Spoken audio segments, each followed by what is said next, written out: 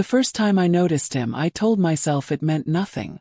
Just a passing moment, a flicker of curiosity that would disappear as quickly as it came. But it didn't.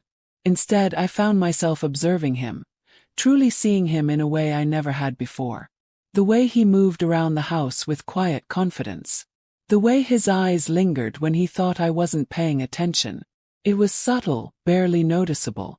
But once I caught it, I couldn't ignore it. And worse, I didn't try to. It started with little things.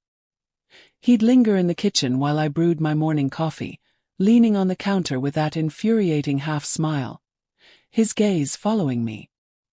He never said much, but the silence between us carried weight. Something unsaid, something charged. The atmosphere shifted. It thickened with something unspoken and dangerous. One evening, my husband called from work. Another late night. Another dinner without him. I should have been used to it by now, but the familiar pang of disappointment settled in my chest like a stone. I hung up, exhaled slowly, and forced myself to swallow the loneliness I'd grown used to. "You don't seem surprised," came a voice from behind. I turned and found him standing in the doorway, arms folded, eyes gleaming with something I couldn't quite name. "I'm not," I said truthfully. "Work always takes priority." He watched me for a long beat, then gave a knowing smirk. "That's unfortunate." The way he said it sent a ripple through me. It wasn't pity. It was something else entirely, something that made my pulse quicken.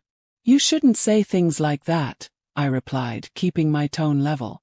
"Like what?" he asked, stepping closer, his eyes locked on mine. "Like I notice things." I tried to look away, tried to break the tension, but I couldn't. Something about him pulled at me, magnetic and relentless, pushing past every warning in my mind.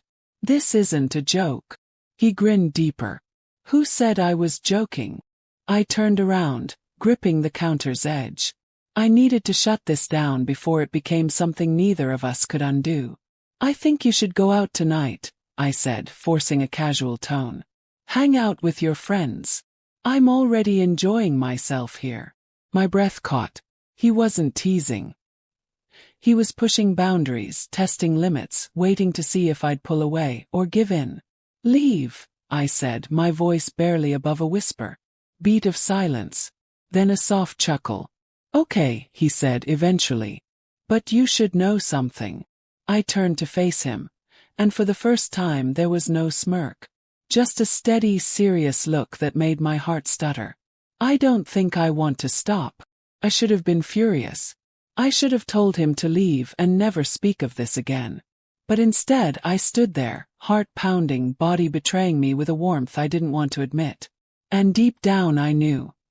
I didn't want to stop either. I avoided him for days after that.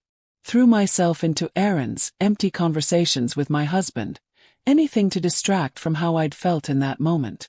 But distance wasn't enough. Never is. One night I stepped outside for air, hoping the cool breeze would quiet my thoughts. But there he was again, shirtless, moving through his workout in the dim backyard light. I should have gone back inside. Should have looked away.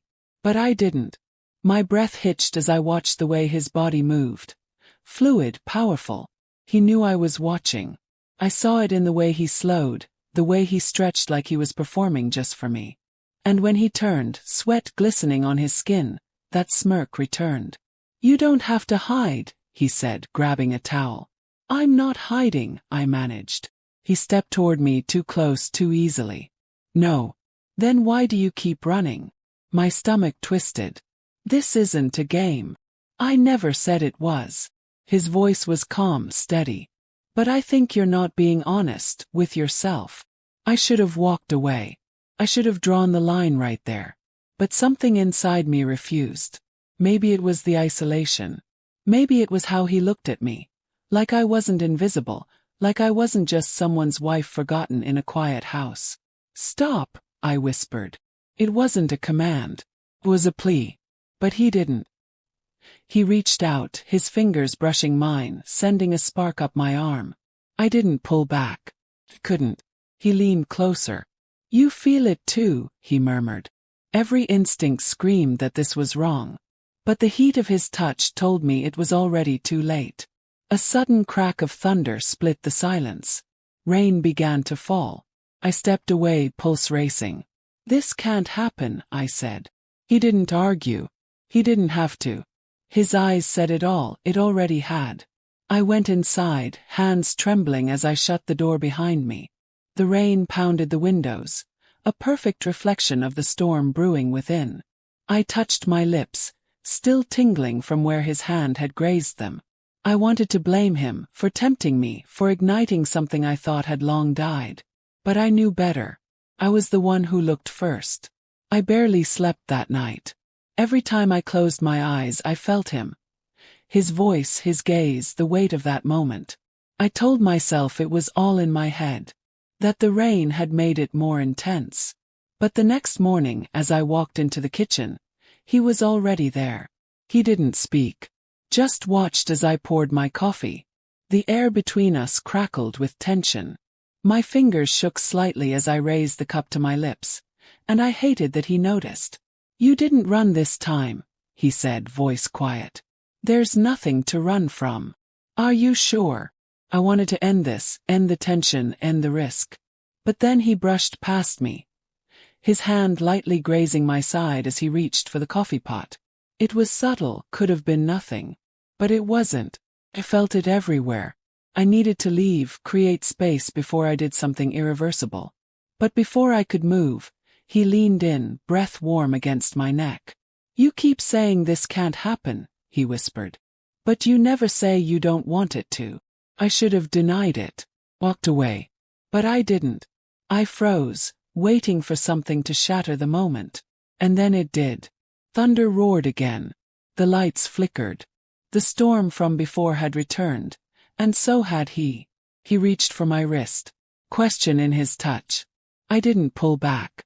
When his lips met mine, soft at first, then deeper, I didn't resist. The taste of coffee lingered between us, warm and heady. His hands found my waist, pulling me close, and I let him. I melted into his heat, into the kiss I had spent countless nights imagining. Right or wrong didn't matter anymore. All that mattered was that, for the first time in so long, I felt alive. The days that followed blurred together. Glances, brushes of skin, quiet moments behind closed doors. I told myself I should feel guilt. But all I felt was the hunger I'd buried for years. He saw me. All of me. And maybe that was why I couldn't walk away. My husband never noticed. Lost in his routines and calls and meetings. He didn't see how my breath caught when my stepson passed me in the hallway. But he noticed every time. And he made sure I knew it. Then one night my husband left town. Just 3 days. Just long enough for everything between us to reach a boiling point. I promised myself I'd stay away. Then came the knock on my bedroom door. I should have ignored it. But I didn't. He stood there, face shadowed in the dim light. Neither of us spoke. Then he stepped inside, closing the door gently. "You've been avoiding me," he said. "We both know why. Do we?" I turned away. "If it's wrong, why does it feel right?" His words sent a chill down my spine. I wanted to argue, but I couldn't believe it myself. When he touched me, I didn't resist. His hands were warm, familiar. And when his lips met mine again, everything else disappeared. At dawn I woke before him, reality settling in. I dressed in silence, tiptoeing into the hallway. And then I froze. At the foot of the stairs stood my husband, suitcase in hand, eyes fixed on me. He wasn't supposed to be home yet. He looked past me, toward the bedroom I'd just left. And he knew. He didn't yell. Didn't speak at first. Then finally calmly, "I thought so." And he walked away. The hours that followed were quiet and surreal. I waited for anger, accusations. But none came. He moved through the house like a ghost. Silent. Distant. As if none of this surprised him.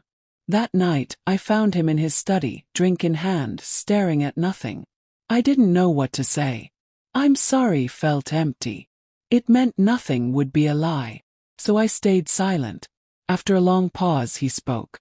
"How long?" I swallowed. It doesn't matter. He gave a bitter chuckle.